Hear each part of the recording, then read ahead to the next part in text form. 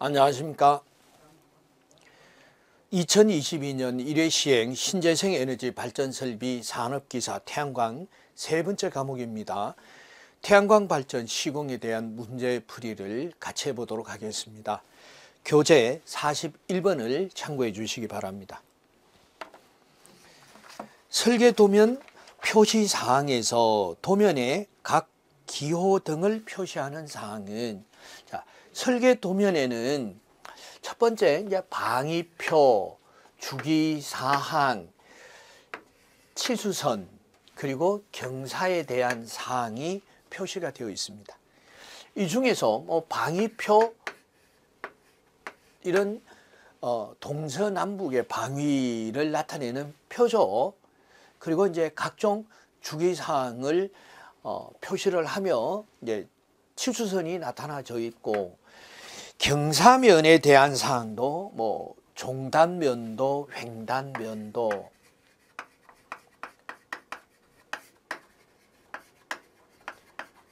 횡단면에 대한 사항들, 특히 태양광 발전에 있어서 이제 배수로 관련해서 중요하겠죠.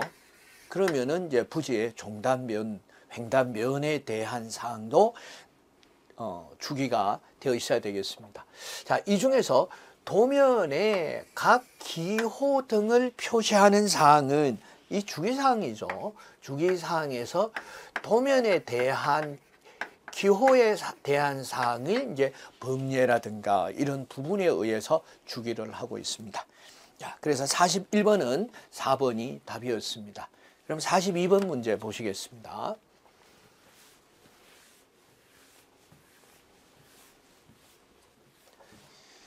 태양전지 및 의뢰의 점검 내용이 아닌 것은 의뢰에 대한 태양전지와 의뢰, 태양전지는 모듈을 얘기하겠고 모듈을 연결한 것을 직렬로 연결한 것이 의뢰이죠.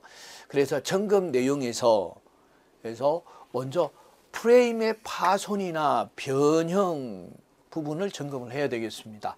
그리고 태양전지 표면에 오염 상태, 파손된 상태 점검을 해야 되겠고, 그리고 접지, 지지대의 접지 고정, 그리고 녹이 썰었다든가 이런 부분도 점검을 해야 되겠죠. 보호 계전기는 인버터나 계통 연계 시스템에 대한 내용이 되겠죠. 그래서 42번은 3번이 답이었습니다. 43번 문제 보시겠습니다.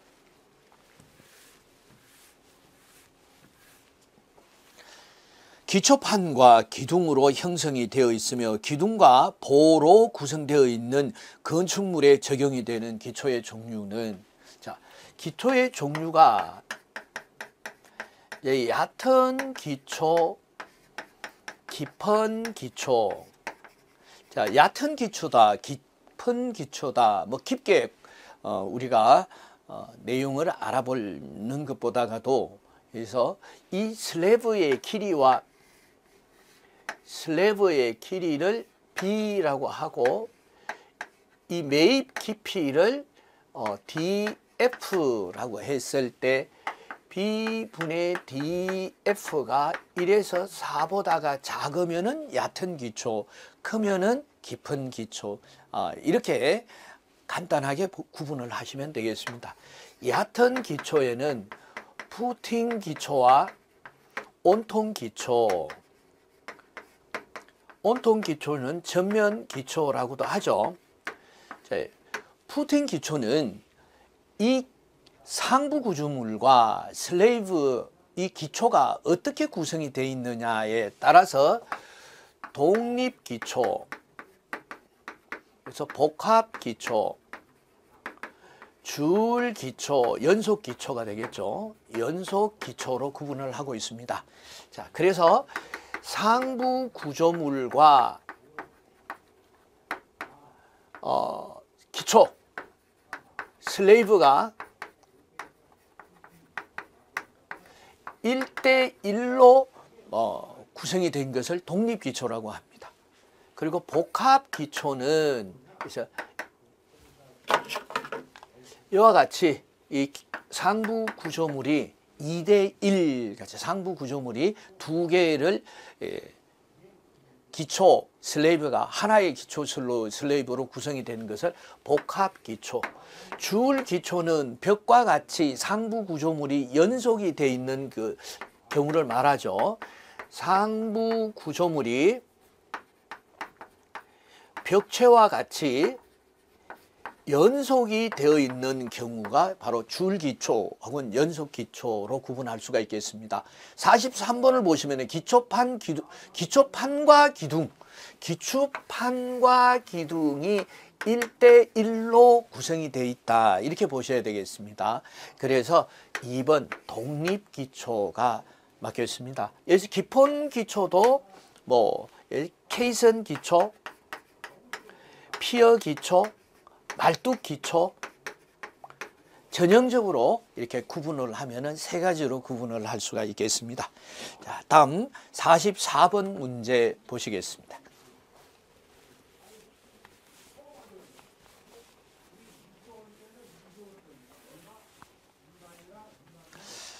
자, 밀폐된 건축물의 구조골조용 풍하중, WF를 본다면은 PF 곱하기 A로 구할 수가 있습니다. PF는 구조골조용 풍합 하중이 되겠죠. 구조골조용 PF가 뭐 설계 풍력, 그래서 설계 풍력, WF가 구조골조용, 자 같이 쓰겠습니다. 구조골조용 풍하중, 이 WF가 되겠죠. 그래서 유효 수압 면적. 자, 그럼 PF는요, GF 곱하기 QZ 곱하기 CPE1 마이너스 QH 곱하기 CPE2 이렇게 보시면 되겠습니다. PZ는 지상에서 임의의 높이, Z에서의 설계 속도압. 자, 이와 같은 용어들이 굉장히 낯이 익은 이런 용어들이 아니죠. 낯설다, 많이 낯설다. 이렇게. 그래서 어떻게 해요? 반복해서 보면서 낯을 익힌다. 이렇게 보시면 되겠습니다. 여기서 풍상벽의 외압 계수. 자, QZ는 지붕 평균 높이 H에서의 설계 속도압. 그래서 풍하벽의 외압 계수.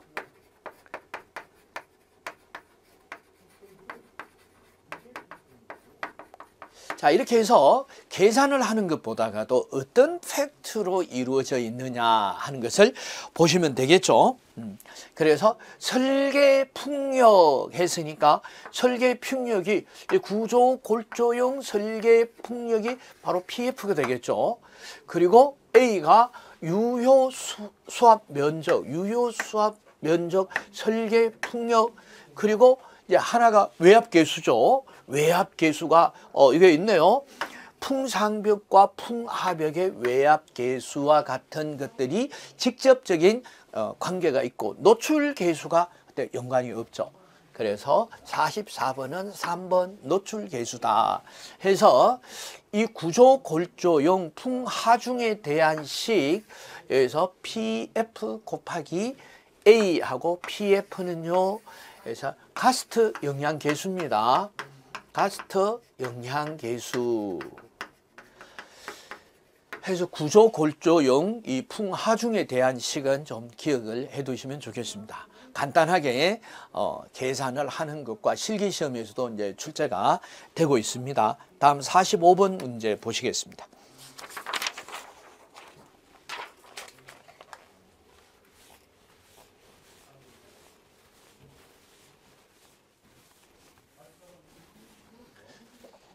자, 구조물 기초 형태와 시공 방법에서 콘크리트 기초와 다르게 토지에 직접 나선형 구조물을 삽입하는 공법.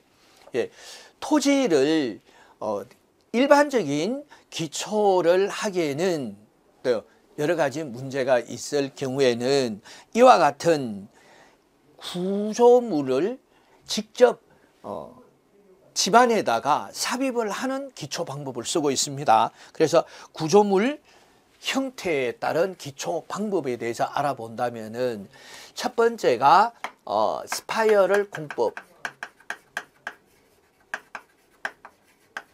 두 번째가 스크루 공법입니다. 공법, 네이밍 파일 공법, 네 번째가 보링 그라우팅 공법입니다. 자, 종류만 기억을 하신다면은 어떤 거냐 하는 것이 이 명칭에 다 의미가 있습니다. 이 스파이럴 파일이 나선형으로 된 파일을 말합니다. 이 스파이럴 파일을 집안에 직접 삽입하는 이런 공법이고, 스크루 공법은 스크루 파일, 이 나사와 같이 생긴 스크루 파일을 삽입을 하는 공법. 레이밍 파일은 여러 가지 모양 H나 U나 C형 파일을 박아서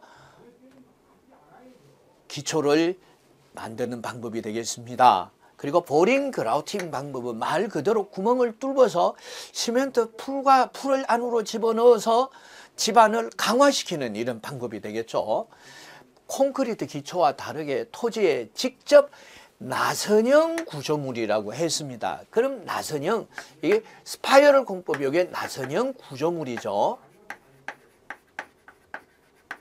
이 스파이럴을 여기에 나선형의 라는 뜻을 가지고 있습니다.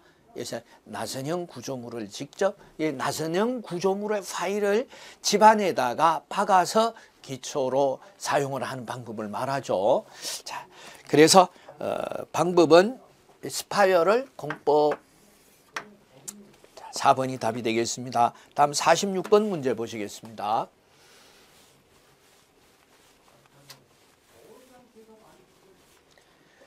지붕에 설치하는 태양광 발전 형태는, 그래서 지붕에 설치하는 태양광 발전 형태는 그래서 지붕 설치형, 그리고 지붕 건재형, 톱라이트형이 있겠죠. 자, 지붕에 설치하는 지붕 설치형은 지붕에다가 태양 전지를 설치하는 것을 말하겠습니다. 자, 이 지붕 건재형은 지붕재형이라고도 해요. 지붕재형. 태양 전지가 지붕 건축 역할을 한다. 태양 전지가 지붕 역할을 하는 구조가 되겠습니다. 자, 톱 라이트형은 천장에 투명 태양 전지를 설치를 해서 이 태양빛이 통과하도록 만드는 것이 톱 라이트형입니다. 그래서 세 가지 형태가 지붕에 설치한다, 이렇게 보시면 되겠습니다.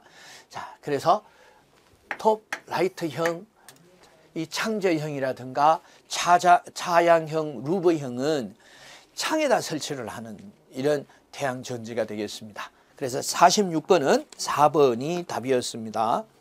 다음 47번 문제 보시겠습니다.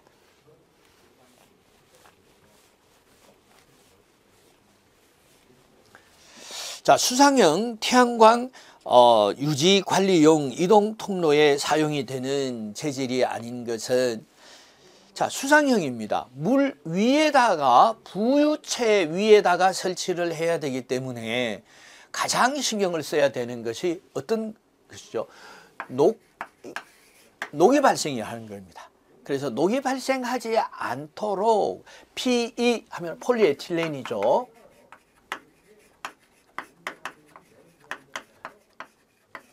자, 구리 같은 경우에서도 어때요? 이 부식 현상이 발생을 합니다. 부식이 발생하더라 해서 구리로는 사용을 할 수가 없겠고, 용융 아연, 알루미늄, 마그네슘 합금, 용융 아연이 포함이 되어 있는 내식성 어때요? 내식성 합금이 되겠죠. 합금이다. 그럼 사용할 수가 있습니다. STS 스테인리스 스틸이죠. 레스 스틸. 녹이 발생하지 않습니다. 사용할 수가 있습니다. 자, 그래서 PE에서 2번이 답이다라는 것을 알 수가 있었습니다. 다음 48번 문제 보시겠습니다.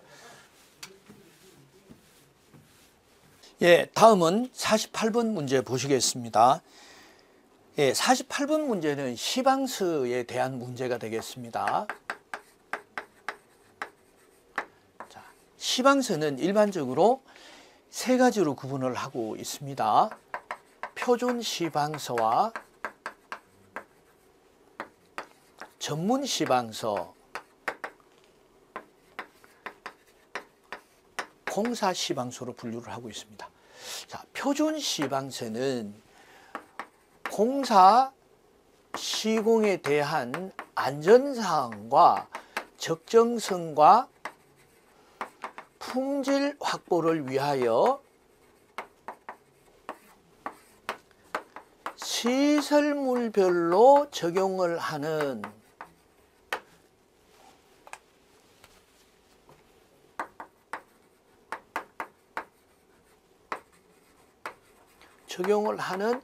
표준 시공 기준이 되겠습니다. 자, 전문 시방서는 표준 시방서를 기본으로 해서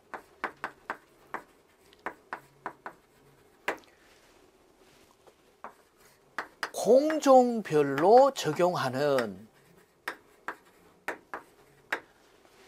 시방서로서 공사 시방서의 기준이 되고 있습니다. 자, 공사 시방서는 표준 시방서와 전문 시방서를 기준으로 해서 공사의 특수성, 지역 여건,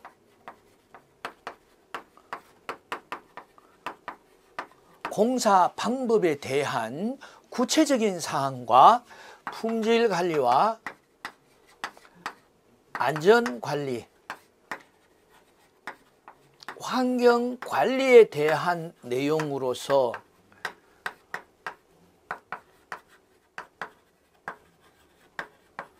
공사별로 적용이 되는 시방서다.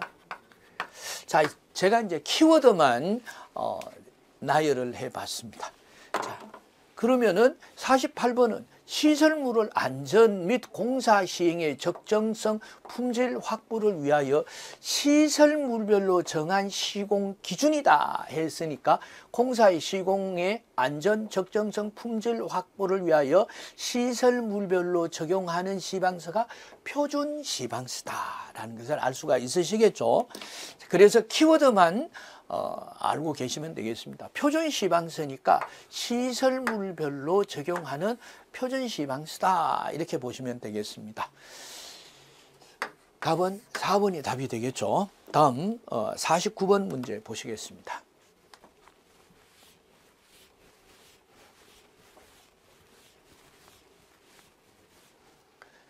태양광 발전 모듈에서 인버터 입력단 간에 또 인버터 출력단과 계통 연계점 간의 전압 강화와 전선의 길이에 대한 기준으로서 블랭크 안에 알맞는 내용을 채우세요라는 부분이 되겠습니다. 자, 거리별 전압 강화. 물론 태양 전지에서 인버터까지, 인버터에서 개통까지 태양전지에서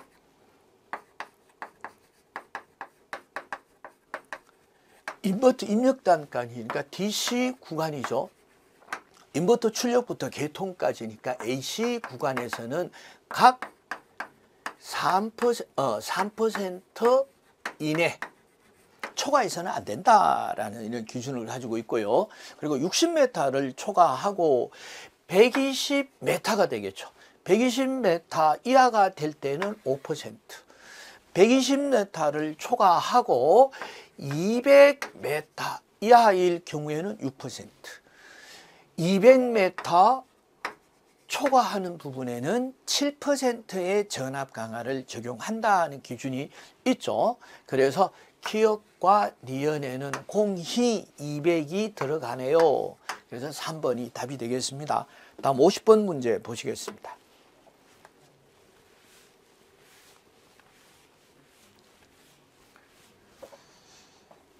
자, 어떤 건물에서 총 설비 부하 용량이 850kW, 수용률이 60%라면은 변압기 용량은 최소 몇 kVA로 하여야 하는가? 변압기 용량에 대한 문제가 되겠습니다. 자, 변압기 용량은 일반적으로 합성 최대 수용 전력이 되겠습니다. 그런데 합성 최대 수용 전력은 여러 가지의 그룹이 같이 쓰는 경우인데 이 경우에서는 그룹이 하나죠. 그룹이 하나일 경우에서는 최대 수용 전력 이상으로 설계하면 되겠습니다. 그럼 최대 수용 전력은요, 부등률 분의 총 부하 설비 용량 곱하기 수용률이 되겠습니다. 단위가 여기서 변압기 용량은 kVA 단위로 해야 되죠. 자, 보시면은 부등률이 없을 때는 부등률을 1로 보시면 되고요. 총 부하 설비가 850kW다 했으니까 850kW를 kVA로 바꾸기 위해서는 역률로 나눠주면 되죠. 그래서 역률이 0.75더라 이렇게 하면은 자, 총 부하 설비를 지금 kVA로 바꿨습니다. 곱하기 수용률을 해줘야 되니까 수용률은 60%니까 0.6이네요. 그래서 변압기 용량은요, 0.75분의 850 곱하기 0.6을 계산을 하시면은 680kVA가 되네요.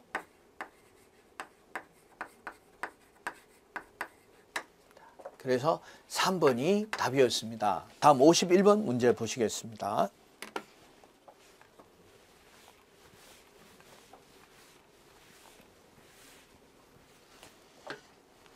건축물에 설치되는 태양광 설비의 직접적인 낙뢰로부터 보호하기 위한 외부 내보호 시스템입니다.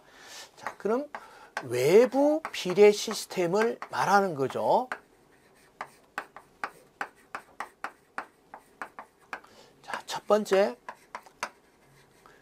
수레부 시스템, 그리고 수레부에서 모은 낙뢰, 즉 외부 이상 전압을 접지봉으로 전달하기 위한 인하도선 시스템, 그리고 외부의 이상 전압을 대지로 방전을 하기 위한 접지극 시스템으로 구분하며, 수레부는 돌침, 수평도체, 메시 도체를 사용하고 있습니다. 여기까지 시험 문제가 반복돼서 출제가 되니까 기억을 해두시면 되겠습니다. 자, 첫 번째 접지 시스템, 두 번째 인하도선 시스템, 수레부 시스템. SPD는 서지 보호 장치로서 어디에 설치하면 되겠습니까? 각 부하 설비 입력단과 출력단 쪽에 선대지간, 선과 선 사이에 설치하면 되겠습니다. 답은 4번이 답이었습니다. 다음 52번 문제 보시겠습니다.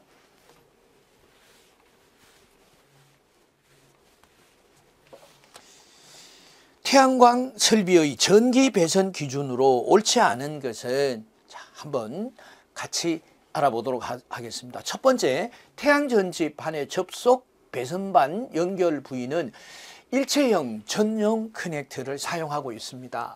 맞습니다. 그리고 2번 보시면은 태양전지에서 옥내에 이르는 전선은 비닐 절연 전선 VV 전선을 사용하지는 않습니다. 그럼 CV 전선이나 TFR CV 전선을 사용하면 되겠죠. 그래서 CV 전선은 가교 폴리에틸렌 절연 비닐 외장 전선이고, TFR 전선은 트레이용 난연, FR 보면 난연으로 보시면 되겠습니다. 난연 가교 폴리에틸렌 절연 비닐 외장 케이블이 되겠습니다. 그래서 CV 케이블이나 TFR CV 선을 사용해야 되지 비닐 절연 전선을 사용해서는 안 된다 했으니까 답은 2번이 되겠죠. 3번, 태양전지판의 배선은 바람의 흔들림이 없도록 케이블 타이 등을 사용해서 견고하게 고정시켜야 한다. 맞습니다. 태양전지판 출력 배선은 극선을 확인할 수 있도록 표시해야 되겠죠. 그래서 52번은 2번이 답이었습니다. 53번 문제 보시겠습니다.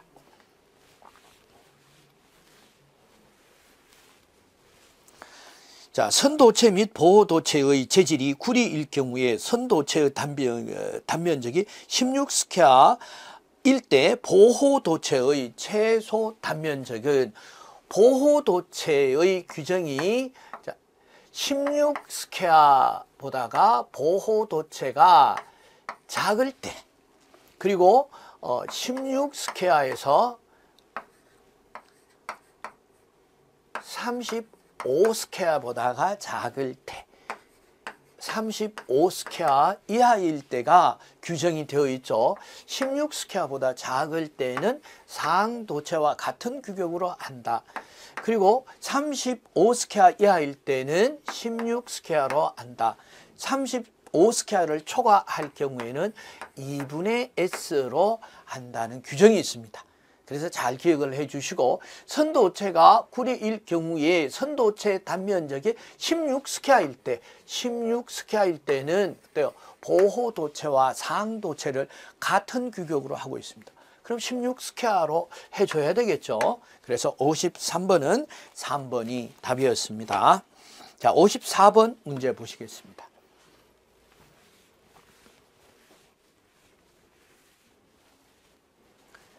최대 눈금 50V 직류 전압계가 있습니다. 이 전압계를 사용하여 150V 전압을 측정하려면은 배율기의 저항은 몇 ohm으로 해야 하나요? 자, 배율기에 대한 문제가 되겠습니다.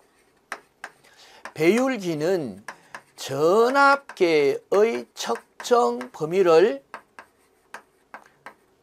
확대하기 위하여 외부에 저항을 직렬로 연결해 주면 되겠습니다.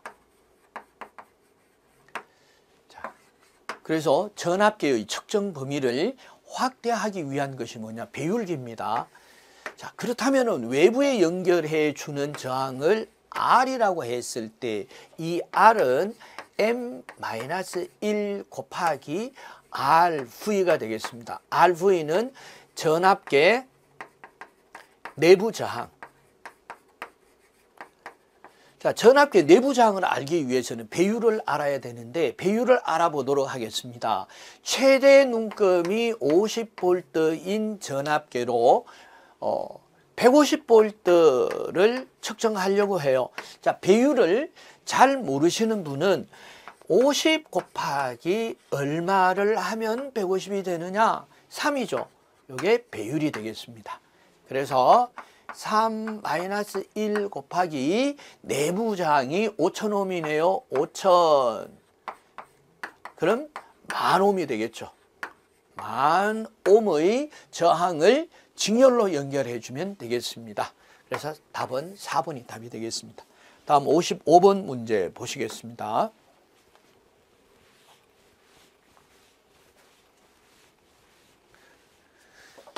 자, 흙 미국의 유관분류법 중에서 손으로 쥐었다가 놓았을 때 덩어리가 지며 가볍게 건드리면은 흐트러짐이 생긴다. 자, 두 개의 포인트를 잡으셔야 됩니다. 쥐었다가 놓았을 때에 덩어리가 생긴다. 1번. 그리고 건드리면은 흐트러진다. 2번입니다. 자, 이 두 가지의 특징을 가지고 점토 실트, 실트질 모래, 모래질 실트, 실트라는 얘기가 나오네요. 실트에 대해서 알아보겠습니다. 실트는 모래의 성질과 점토의 성질을 다 구비하고 있습니다. 어떤 쪽으로? 나쁜 쪽으로.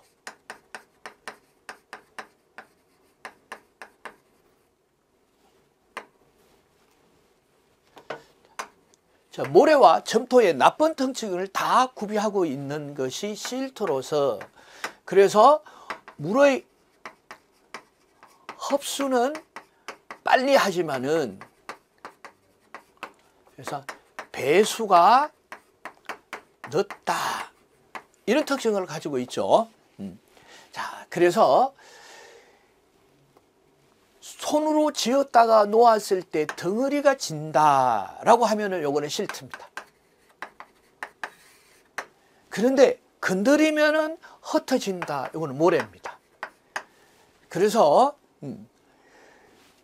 이 실트와 모래가 어떻게 함유가 되었냐 하면은, 덩어리가 졌다가 건드리면은 금방 흩어져 버리니까 실트와 모래가 섞여 있는데, 실트보다가 모래가 많이 섞여 있는 이러한 흙이 되겠죠.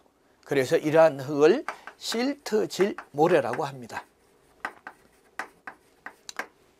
모래, 이런 모래가 되겠습니다. 그럼 답은 3번이 답이 되겠죠. 실트질 모래는 함량이 실트보다가 모래가 더 많아서 딱 지었을 때는 뭉쳐지나 건드리면 흩어진다. 실트가 많을 경우에서는 건드려도 잘 흩어지지 않겠죠. 왜? 실트는 어때요?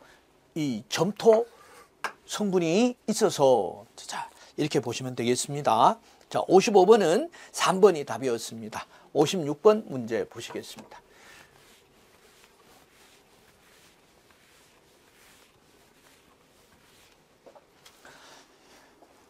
직렬회로의 전압이 100 곱하기 사인 120 파이T 볼트이고, 전류가 2 곱하기 사인 120 파이T 마이너스 45도의 전류가 흐르도록 하려면은 저항은 어떻게 되냐? R은 옴의 법칙에 의해서 I분의 V로 하면 되겠죠. 그래서 전류는요 2 사인 120 파이T 마이너스 45도. 자, 전압은요 100 사인 120 파이T. 자, 여기서 이것을 직각좌표법으로 나타내도록 하겠습니다. 각도법으로, 각도로 나타낸다면은 2의 마이너스 45도가 되겠고, 여기서는 100 곱하기 각 제로가 되겠죠.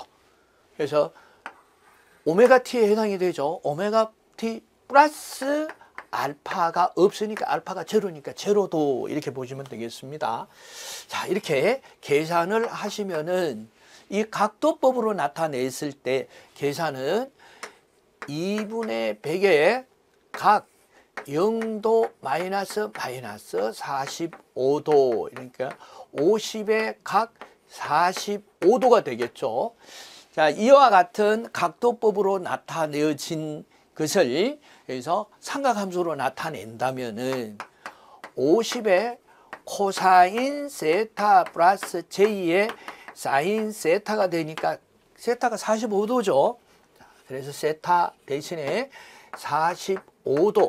45도를 입력하면은 50 곱하기 코사인 45도가 루트 2분의 1입니다. 2분의 1 곱하기 J의 루트 2분의 1이 되니까 루트 2분의 50 곱하기 J의 루트 2분의 50옴이 되겠죠.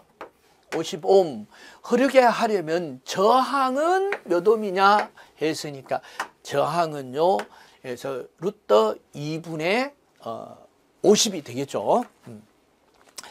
그래서 답은 루트 2분의 50 이렇게 보시면 되겠습니다. 그래서 답은 2번이 답이 되겠죠. 다음 57번 문제 보시겠습니다.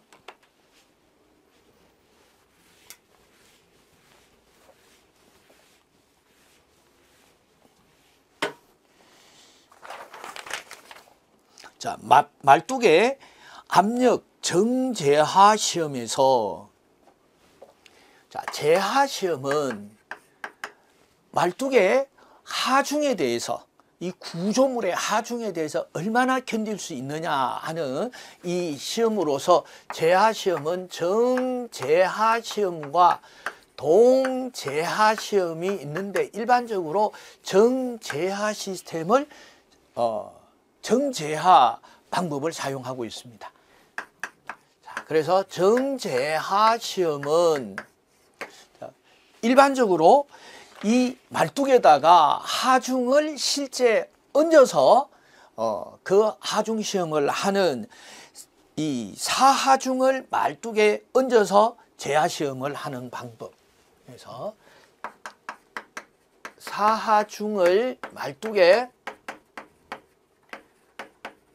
얹어서 시험을 방법이 있고 이 사하중이라고 하는 것은 실제 하중의 2배 내지 3배가 되는 하중물을 말뚝에 얹어서 실제로 시험을 하는 걸 말하겠습니다. 그리고 또 하나가 유압잭을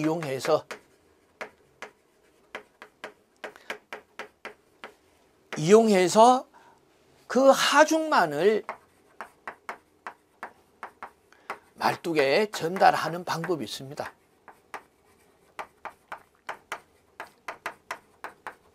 방법이 있더라. 이렇게 해서 제하 시험을 하는데 이 정제하 시험은 일반적으로 이 2000본을 기준으로 해서 시행을 하고 있습니다.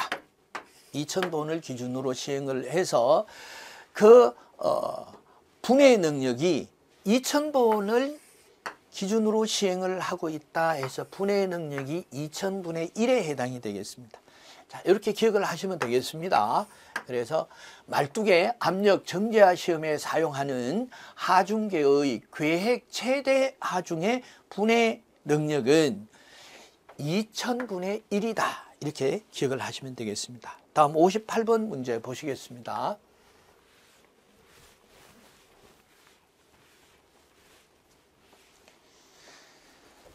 모듈에서 접속함 직류 배선이 50m이며 모듈 어레이의 전압은 600V라고 합니다.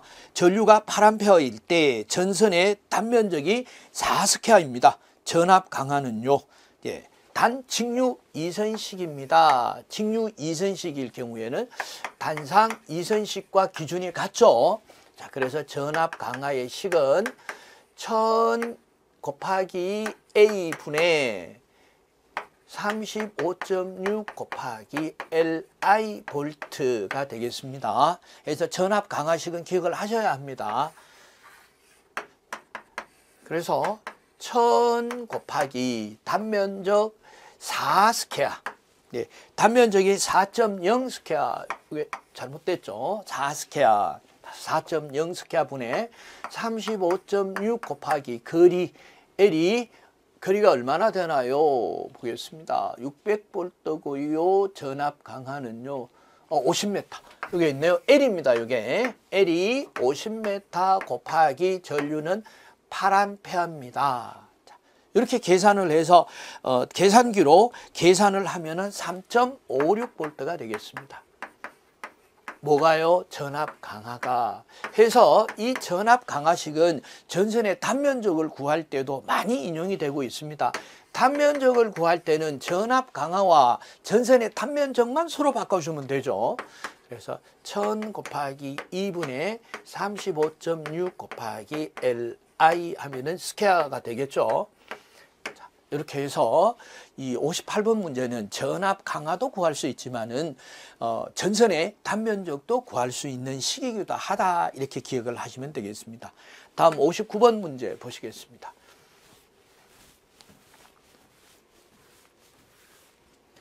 P형 반도체에서 다수의 반송자는, 이 반도체를 만들 때는 진성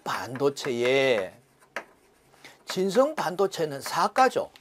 사가에다가 불순물을 섞는다, 즉 도핑을 하는데, 삼가의 불순물을 도핑을 하는 경우와 5가의 불순물을 도핑하게 되면은 3가의 불순물을 4가와 도핑을 하면 7가가 되고 얘는 9가가 되죠.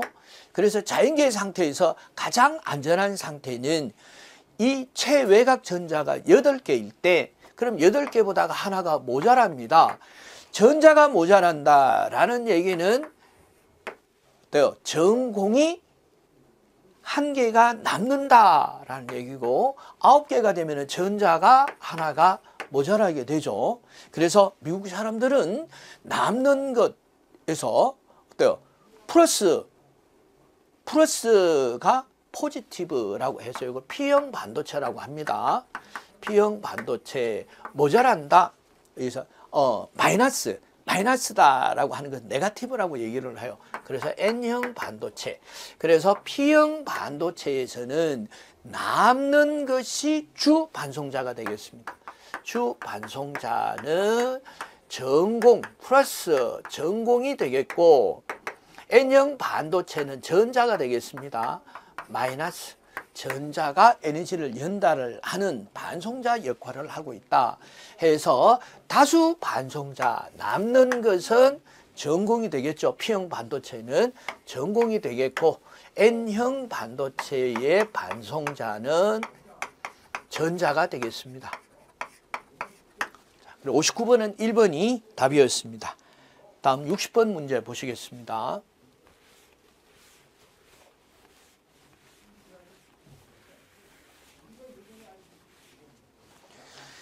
태양광 발전 시공 기준에 따라서 설치 유형에 대한 정의 중에서 지표면에 태양광 설비를 설치하는 지상형의 형태로 틀린 것은, 지상형 보겠습니다. 지상형 태양전지에서 태양광 발전 설비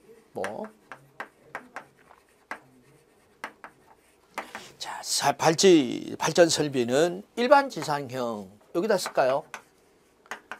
일반 지상형, 산지형, 농지형으로 구분할 수가 있고, 건물 설치형은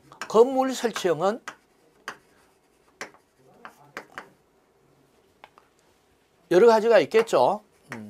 여러 가지가 있어서 해서 설치형, 부착형, 일체형, 설치형, 부착형, 일체형, 그리고 수상형으로 구분할 수 있다. 자, 이해가 되시죠? 자, 설치형, 지붕 설치형, 벽 설치형과 같이 지붕재, 벽재가 그대로 있고 그 위에다가 태양전지를 설치하는 걸 말합니다. 자, 부착형은 난간형과 같은 이런 설치가 되겠고, 일체형, 지붕재형, 벽재형, 이러면은 태양전지가 지붕과 벽의 역할을 하는 이런 건축 기능을 같이 하는 것. 그리고 수상형은 물 위에다가 설치하는 걸 말하죠. 자, 설치 유형에 따라서 지표면에 태양광 발전 장치를 설치하는 것이 아닌 것은, 농지형 있었습니다. 산지형 있었고요. 일반 지상형 있었고, 특수 지상형으로 구분되지는 않죠. 그래서 답은 1번이 답이었습니다. 자, 2022년 1회 시행 신재생 에너지 발전 설비 산업기사 태양광 세 번째 과목 태양광 발전 시공에 대한 문제풀이를 마치도록 하겠습니다. 감사합니다.